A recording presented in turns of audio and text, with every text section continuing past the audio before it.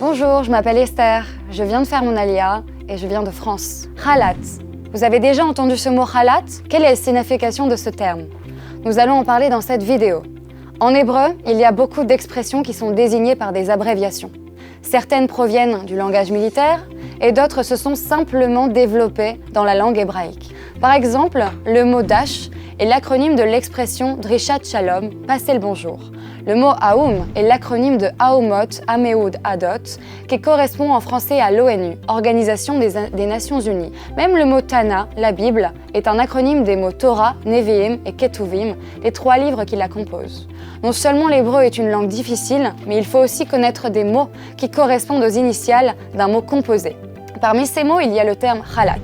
Khalat correspond aux initiales des mots Ufsha Lelo Tashlum, le congé sans solde. La signification de cette expression correspond à une situation où un employeur interrompt le travail de son employé et ne le paie pas. Autrement dit, l'employé se retrouve en congé sans percevoir de salaire, mais les relations de travail entre l'employé et l'employeur continuent. En d'autres termes, l'employé se trouve dans une situation intermédiaire. D'un côté, il ne travaille pas et ne reçoit pas de salaire, et d'un autre côté, il n'est pas licencié de son travail. Cette situation peut avoir lieu quand un employeur n'a pas assez de travail pour tous ses employés, mais il ne veut pas licencier une partie des employés car il estime qu'il s'agit d'une situation temporaire. C'était le cas par exemple en situation d'urgence, comme pendant la crise du corona, et actuellement, pendant ces jours difficiles, cette période de guerre que nous traversons. En effet, il y a des employeurs qui sont obligés de mettre des employés en khalat, en congé sans solde. Pendant ces congés, les employés ne reçoivent pas de salaire de leur employeur, mais ne seront pas licenciés de leur travail et leurs droits seront conservés. Prenons un exemple, une entreprise dans le domaine du tourisme. Une agence de voyage par exemple, qui emploie des commerciaux pour vendre des vacances en Israël et à l'étranger. En ce moment, en période de guerre, les gens ne partent pas en vacances. Et donc, pour cette entreprise, il y a moins de travail et moins de bénéfices. Donc, elle n'a pas besoin de tous ses employés. Elle n'a tout simplement pas assez de travail pour tout le monde.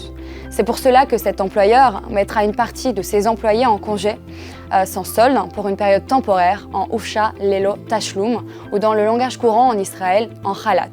Étant donné que nous espérons tous, lorsque la guerre sera finie, reprendre rapidement notre routine et retourner nous promener à l'étranger et dans notre beau pays en Israël, l'entreprise aura de nouveau besoin de tous ses employés expérimentés. Cet employeur fera alors appel à tous ses employés et leur demandera de revenir travailler. Et en nous souhaitant de retrouver rapidement notre routine bien aimée. Alors que faire si mon employeur me parle de Khalat? Il est important de savoir qu'il est probable que les employés qui ont été mis en congé sans solde à cause de la guerre soient éligibles à l'allocation chômage du Bitoire Leumi pour cette période ou au moins pour une partie de celle-ci. Le centre d'information téléphonique du ministère de l'Aliyah et de l'intégration, étoile 2994, est disponible pour vous toute question ou toute demande d'aide dans la langue qui vous convient. Ceci est également valable concernant les questions sur le khalat, congé sans solde. Nous serons heureux de vous fournir des conseils et de vous aider autant que possible. Étoile 2994. Vous pouvez également obtenir des informations sur le site internet du Bitoire Leumi en russe, amharique, français, anglais ou hébreu.